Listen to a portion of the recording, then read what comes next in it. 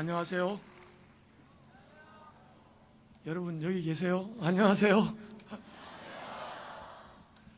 오늘은 2004 선교한국 마지막 날 밤입니다. 저는 이렇게 생각합니다. 진정한 선교한국은 내일부터 시작되어진다고. 진정한 2004 선교한국의 비전은 내일의 우리의 삶의 현장 속에서 시작되어져야 한다고.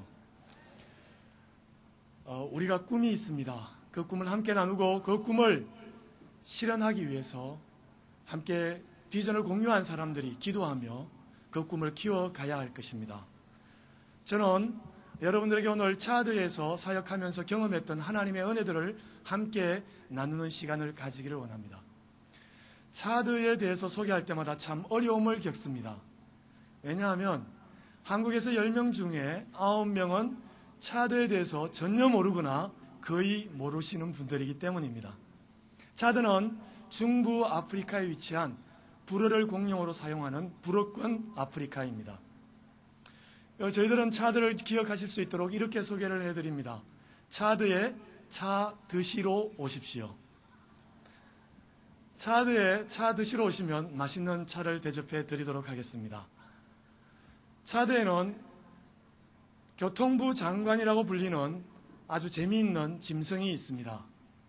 이 짐승은 도로가에서 자기가 원하지 않는 한 결코 길을 비켜주지 않습니다. 차가 아무리 경적을 울려도 자기가 원하지 않는 이상 그 자리에 머물러 있습니다. 자기 덩어리에 많은 짐이 실려 있으면 자기가 귀찮으면 그냥 덜어눕습니다. 그리고 네 발을 하늘로 그냥 치켜들면서 싫다고 표현을 합니다. 이 머리 크고 다리 짧은 짐승의 이름은 당나귀입니다.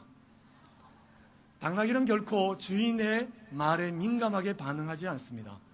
그래서 당나귀를 키우는 주인은 언제나 당나귀를 이끌고 순종시키기 위해서 기다란 막대기를 하나 들고 다닙니다. 그리고 말을 듣지 않을 때는 사정없이 방망이로 두들깁니다. 당나귀의 인생을 보면서 이런 생각을 했습니다. 결코 당나귀 같은 인생은 되지 말아야 되겠다. 그런데 당나귀와 정반대되는 짐승이 있습니다. 바로 낙타입니다. 낙타는 주인의 음성에 굉장히 민감하게 반응을 합니다. 주인이 작은 소리로 이야기해도 순종하며 이렇습니다. 낙타떼가 모여있는 곳에서 결코 큰 소리를 지를 수가 없습니다. 왜냐하면 낙타가 소동을 부리기 때문입니다. 우리는 하나님의 부름받은 그리스도인입니다. 그리스도인으로서 하나님의 음성에 민감한 사람들이 되어야 할 것입니다. 하나님의 요구에 민감한 사람이 되어야 할 것입니다. 이 시대 한국 교회를 향한 하나님의 요구, 이 시대 한국 그리스도인을 향한 하나님의 요구는 너무나 분명합니다. 우리가 지금까지 들어왔던 것처럼 벽을 넘어서 열방을 향하여서 세계 모든 민족 만민에게 주의 복음을 들고 나아가는 것입니다. 주님께서는 우리 시대에 우리의 손길을 통해서 하나님의 복음이 모든 민족에게 전거되고 이 시대에 주님이 우리 가운데 임하시기를 원하실 것입니다. 이것이 바로 하나님의 요구라고 믿습니다. 이 세상과 세상에 속한 모든 것은 원칙적으로 하나님의 것입니다. 하나님께서 세상을 창조하셨기 때문입니다. 그러나 둘러보십시오. 세상에 얼마나 많은 땅과 얼마나 많은 사람들이 하나님의 것이 아니라 사탄의 압제 속에서 영원한 죽음의 길로 달려가고 있습니까? 그들을 향해서 복음만이 그들을 자유롭게 할 수 있다. 복음만이 진정으로 그들에게 영원한 생명을 줄 수 있다라고 외칠 것을 주님은 우리에게 요구하고 계신 것입니다. 많은 사람들이 건강을 유지하기 위해서 우유를 마신다고 합니다. 그런데 실제적으로 진정으로 건강한 사람은 집에 앉아서 우유를 받아 먹는 사람이 아니라 날마다 우유를 들고 각 집으로 우유를 배달해 주는 사람이라고 합니다. 실천하는 사람, 선교에 대한 막연한 두려움이 있습니다. 그러나 우리의 삶을 그곳에 드리고 우리의 삶을 주님 앞에 맡길 때 그때야 선교의 진정한 기쁨이 무엇인지, 선교가 우리에게 어떤 의미인지를 체험하게 될 것이라는 것입니다. 저는 개인적으로 차드에서 사역하면서 참 많은 하나님의 은혜를 경험하게 되었습니다. 여러 가지 많은 어려움이 있었지만 그러나 그 어려움 가운데서도 결국에는 하나님이 함께 하셨고 하나님께서 당신의 선한 뜻을 이루기 위해서 언제나 우리 곁에 계시다는 사실을 발견하게 되었던 것입니다. 오늘 저는 오리 마을을 여러분들에게 소개해 드리기를 원합니다. 차드의 수도 남부 지방으로 500km 지점 내려가면은 오리 마을이라고 하는 아주 아담한 마을이 있습니다. 오리 마을은 아주 오래전부터 정령 숭배로 유명한 마을입니다. 지금까지 한 번도 복음의 문이 열려지지 않았던 닫혀진 마을이었습니다. 오리 마을의 주장은 그 지역 일대를 영적으로 지배하는 주술사였습니다. 만약 이 사람이 한번 누군가에게 저주를 걸면 그 사람은 반드시 죽는다고 믿고 있습니다. 아직도 정통적인 그런 방법들이 그 마을에 남아 있습니다. 예를 들어서 잘잘못을 가리기 위해서 사람들은 작은 냇가를 지나가게 합니다. 그리고 잘못이 있는 사람이 자기의 잘못을 인정하지 않았을 때 그 냇가를 지나는 순간 그 사람은 그 냇가에 빠져 죽습니다. 그리고 그 마을에서 누군가가 물건을 떨어뜨리면 그것은 더 이상 그 사람의 것이 아닙니다. 그 마을의 것이 되는 것입니다.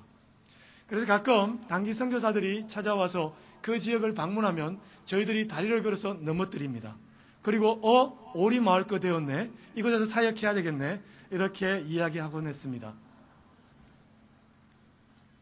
참 어려웠던 지역, 그러나 하나님의 은혜로 2001년 정말 능력 없는 3명의 단기 선교팀이 차들을 방문하고 오리 마을을 방문했습니다. 하나님께서는 그 작은 방문을 이용하셔서 그곳에 교회를 개척할 수 있도록 허락해 주셨습니다. 먼저 학교를 건축했고 그리고 학교를 통해서 많은 아이들에게 복음을 전했습니다. 2년 동안 학교를 시작하면서 헌신된 그리스도인 교사를 파송했습니다. 그를 통해서 매일마다 수업을 시작하기 30분 전에 그 아이들에게 복음을 전했습니다. 2년이 지난 뒤에 102명의 학생들이 그 학교의 수업을 따랐고 그 중에서 97명의 아이들이 개인적으로 예수 그리스도를 영접했습니다. 한 번도 예수 그리스도에 대해서 들어보지 않았던 아이들이 복음을 통해서 예수 그리스도를 영접하게 된 것입니다. 더 놀라운 사실은 그 학교를 통해서 교회를 개척하게 되었는데 아직도 추장의 집에 방문을 해보면 빨간 돌, 하얀 돌, 노란 돌 이런 돌들이 놓여 있습니다. 어떤 돌 줄까라고 이야기를 하죠. 그런 주술들을 하면서 이 추장이 제가 한 달 동안 그곳에서 사역하는 동안 계속해서 예배에 참여를 했습니다. 그러다가 어느 한 주는 교회 생활에 대해서 추장과 모든 사람들에게 이야기하게 되었습니다. 특별히 헌금에 대해서 이야기하게 되었습니다. 추장이 그날 인상을 쓰면서 예배 시간에 얼마나 곤혹스러워하는지 몰랐습니다. 이유는 그분이 헌금을 준비하지 못했기 때문입니다. 제가 마음이 참 두려웠습니다. 어떻게 하지? 이 사람이 만약에 복음의 반대적인 입장을 펼치게 되면 그곳에서 더 이상 사역을 할 수가 없었습니다. 그런데 감사하게도 마지막 주일에 그 추장이 계속해서 예배를 참여했습니다. 뿐만 아니라 자랑스럽게 자기 호주머니에서 헌금을 내서 헌금을 하는 것을 보았습니다. 하나님, 도대체 왜 이토록 많은 아이들이 교회에 찾아오고 그리고 왜 많은 사람들이 예수를 믿을 뿐만 아니라 왜 지금도 진정으로 예수 그리스도를 영접하지 않았음에도 불구하고 추장이 이 예배에 참여했습니까? 스스로 질문을 던졌습니다. 그리고 그 질문에 답을 얻지 못한 채 한국으로 돌아왔습니다. 한국에 돌아와서 그 답을 발견하게 되었습니다. 저희를 파송한 신반복교회에서 이 간증을 드렸습니다. 그랬는데 한 권사님께서 눈물을 흘리며 울고 계셨습니다. 예배를 마치고 나서 그 사연을 듣게 되었는데 그 권사님께서 몸이 불편하셔서 교회에 계속해서 나오실 수는 없지만 기도 편지를 보고 집중적으로 오리마을을 자기의 기도의 목표로 타켓으로 삼았던 것입니다. 특별히 그 중에서도 추장을 자기의 기도의 대상자로 삼아서 1년 동안이나 집중적으로 그분을 위해서 중보기도 했다는 사실을 알게 되었습니다. 그분은 자신의 기도가 땅에 떨어지지 않고 하나님의 시간에 가장 적당한 방법으로 가장 하나님의 적당한 시기에 그곳에서 응답되었다라는 것을 자신의 삶을 그리고 그 간증을 통해서 체험하게 된 것입니다. 여러분, 하나님은 살아계십니다. 우리의 기도를 들으십니다. 우리의 기도는 결코 땅에 떨어지지 않습니다. 그리고 그것은 성경 현지에서 가장 정확한 시간에 응답되어 질 것입니다. 마다 마을을 소개해 드리고 싶습니다. 마다 마을은 코투코 종족이라고 하는 한 회교 종족이 거주하고 있는 곳입니다. 코투코 종족은 차드의 원종족이라고 하는 사오족의 후손들이라고 알려져 있습니다. 이 사오족은 적어도 키가 2m 이상씩 되는 거인들이었다라고 전해집니다. 이 코투코 종족 안에 아직 알려진 개척된 교회가 없습니다. 그런데 이 코투코 종족의 마다 마을은 샤리 강이라고 하는 차드의 강 옆에 거주하고 있는 그런 마을입니다. 그 마을의 남부에서 올라온 몇 명의 어부들이 거주하게 되었습니다. 그들을 중심으로 저희와 함께 그곳에 교회를 개척하게 되었습니다. 그런데 저희가 아직도 예수 영화를 상영하지도 않았고 예수의 복음을 직접적으로 전하지도 않았음에도 불구하고 한 달이 지난 이후에 하나님의 기적이 일어났습니다. 한 달 지난 이후에 9명의 코투코 청년이 저희들을 찾아왔습니다. 그리고 그들이 저희들에게 고백했습니다. 당신들이 하는 일을 정확하게 알지 못하지만 우리가 당신들이 믿는다고 하는 그 예수를 믿기를 원합니다. 기적 아닙니까? 어떻게 이런 일이 일어날 수 있습니까? 한 명의 회교도가 회심한다는 것이 얼마나 어려운 일인지 모릅니다. 그런데 저희들이 아직도 복음을 전하지 않았음에도 불구하고 그 시간에 하나님께서는 9명의 코투코 회교 청년을 예비하셨고 그들이 그들의 발길로 교회를 찾아오게 하셨던 것입니다. 할렐루야. 하나님께서는 살아계셔서 오늘도 역사하시더라는 것입니다. 저는 이 일을 보면서 이런 생각을 했습니다. 선교는 무엇일까? 왜 하나님께서는 이런 일들을 우리 가운데 펼치고 계실까? 그것은 결코 선교사 개인의 능력이나 실력에 의한 것들이 아니라는 사실을 알게 되었습니다. 하나님께서는 선교사 개인의 실력과 능력을 이용하는 것이 아니라 하나님을 사랑하는 사람들의 기도를 이용하시고 그 기도에 응답하셔서 선교 현지에서 당신의 은혜의 흔적들을 남기신다는 사실을 알게 되었다고 하는 것입니다. 하나님은 살아계셔서 오늘도 세계 각처에서 당신의 복음의 역사를 나타내십니다. 베르미앙이라고 하는 한 형제를 여러분들에게 소개해 드리기를 원합니다. 이 형제는 차드에서 종합대학 하나가 유일하게 있는데 종합대학을 졸업한 차드의 엘리트 중에 엘리트입니다. 그는 자기가 가지고 있는 지식으로 하나님이 없다라고 고백했던 하나님이 없다라고 대적했던 형제였습니다. 그런데 저희들이 처음 제자훈련을 통해서 모임을 가졌던 그 청년 수련회에 이 형제가 우연한 기회에 초청을 받아서 참여하게 되었습니다. 그리고 그것에서 복음을 듣게 되었습니다. 예수 그리스도에 대해서 듣게 되었습니다. 이 형제가 예수 그리스도를 영접했습니다. 복음은 세계 각처에서 오늘날도 사람들을 변화시키고 있다고 하는 것입니다. 한국에서 복음이 우리를 변화시켰듯이 미국에서도 오늘날 복음은 역사하고 있습니다. 유럽에서도 오늘날 복음은 역사하고 있습니다. 아프리카에서도 동일하게 우리와 얼굴이 다르고 우리와 문화가 다르지만 그들 가운데 복음은 동일한 의미와 그리고 역사함을 가지고 그곳에서 역사하고 있다고 하는 것입니다. 왜냐하면 복음은 그 복음을 받아들이는 사람에게 구원을 주시는 하나님의 능력이기 때문입니다. 누구든지 주의 이름을 부르는 자는 구원을 얻으리라. 주의 이름은 아직도 힘이 있습니다. 능력이 있습니다. 지금도 세계 각처의 수많은 영혼들은 주님의 이름을 기다리고 있다고 하는 것입니다. 누군가가 그들에게 와서 예수 그리스도가 누구인지 그 복음이 무엇인지를 전해주기를 원한다고 하는 사실을 보게 되었습니다. 빠빠 브루스에 대해서 좀 말씀을 드리고 싶습니다. 빠빠 브루스라고 하는 이분은 차드의 감옥에서 처음 만남을 가졌었습니다. 차드의 감옥을 방문해서 복음을 전하는 시간에 이분을 만나서 교제를 계속해서 나누었습니다.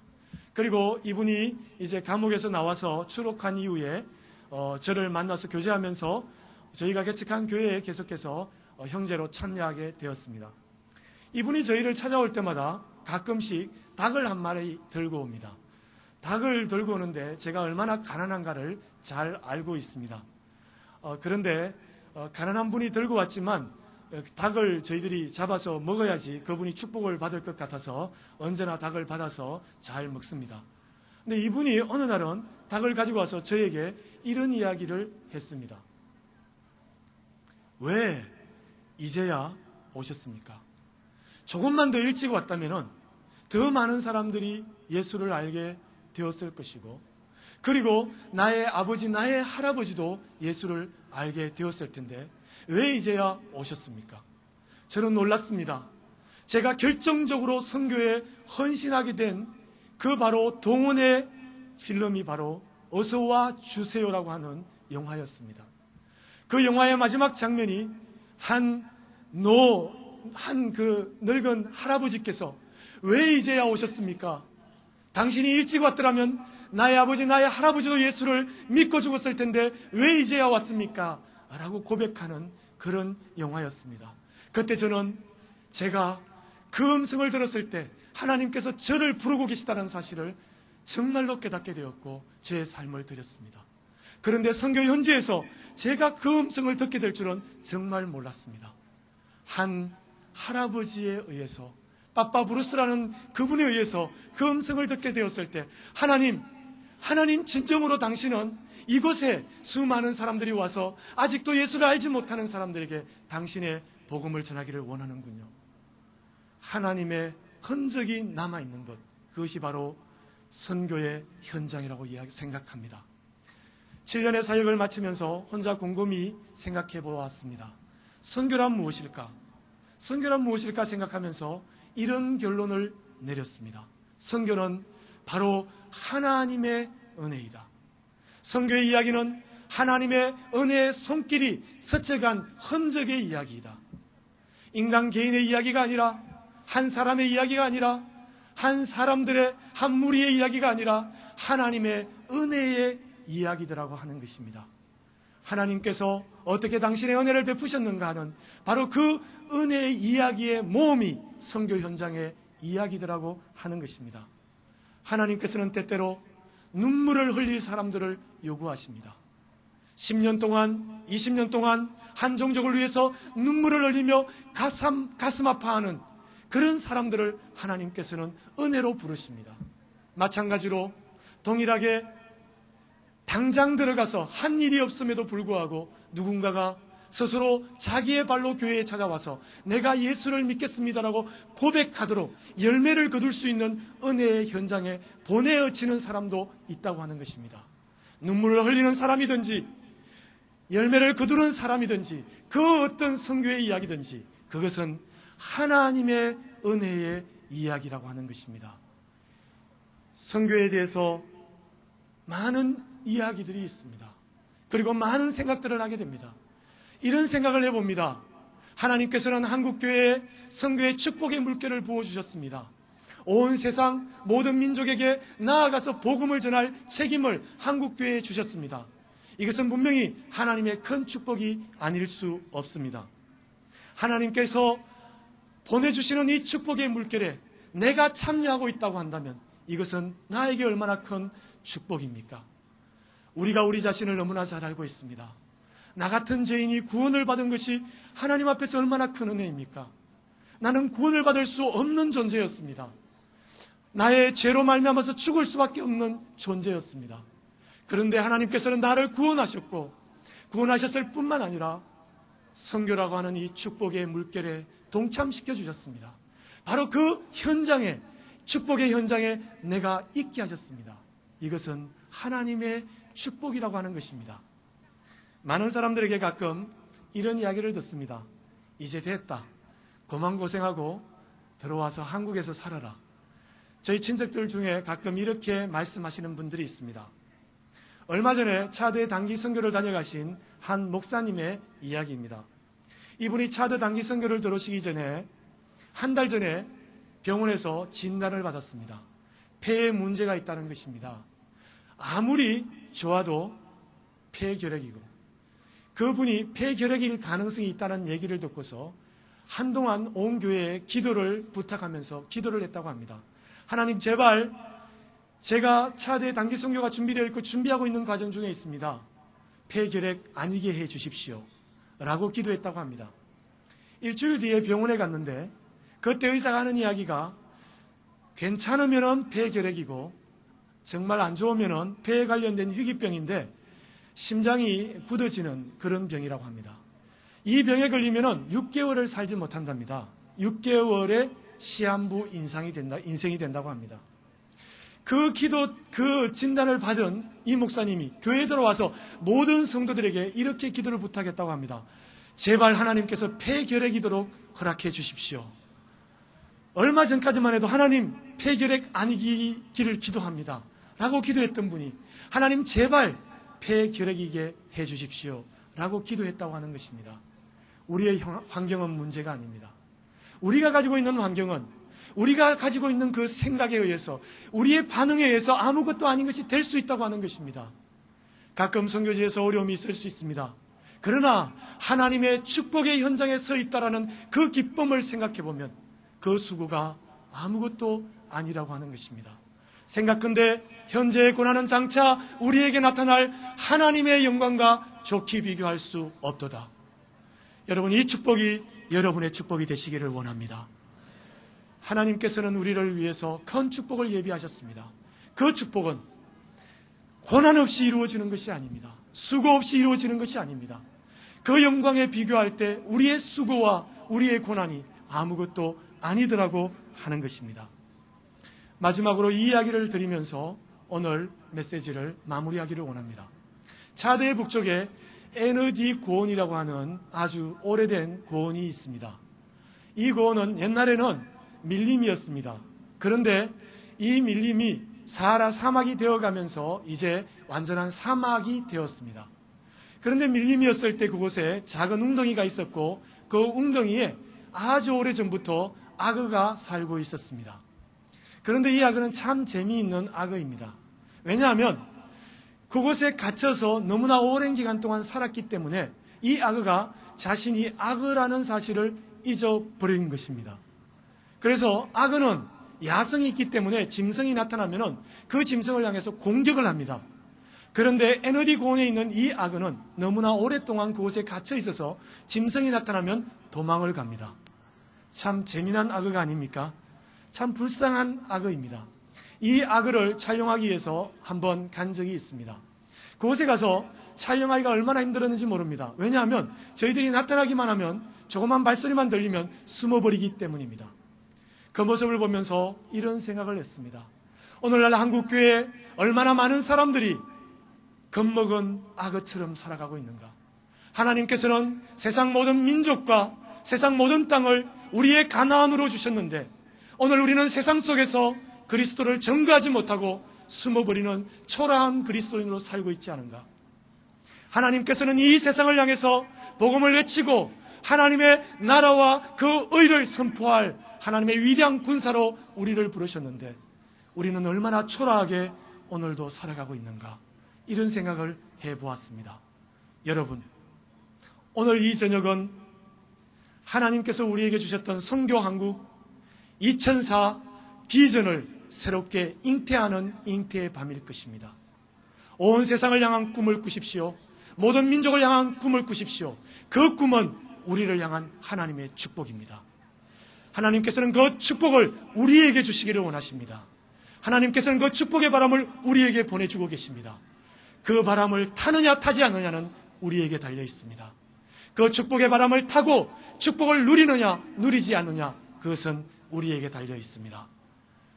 새벽 이슬 같은 청년들이 일어나서 온 세계 모든 민족 가운데 하나님의 백성들을 찾아서 그들의 언어로 하나님을 찬양할 때까지 쉬지 않고 전진하는 하나님의 군대가 되길 주님의 이름으로 축원해 드립니다. 이 시간에 다 같이 한번 통성으로 기도하는 시간을 가지겠습니다.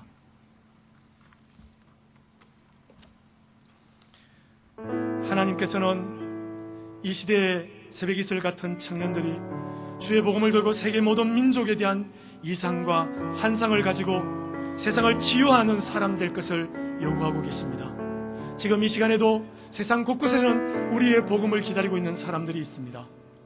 복음을 듣지 못했기 때문에 죽어가는 영혼들이 있습니다. 그들을 우리가 버려둘 수가 없습니다. 그들을 향한 사랑을 가져야 할 것입니다. 주님, 나에게 세상을 향한, 온 세상을 향한 이상과 환상을 주십시오. 그리고 그들에게도 복음이 증거되게 해주십시오. 이 시간에 다 같이 한번 통성으로 기도하겠습니다.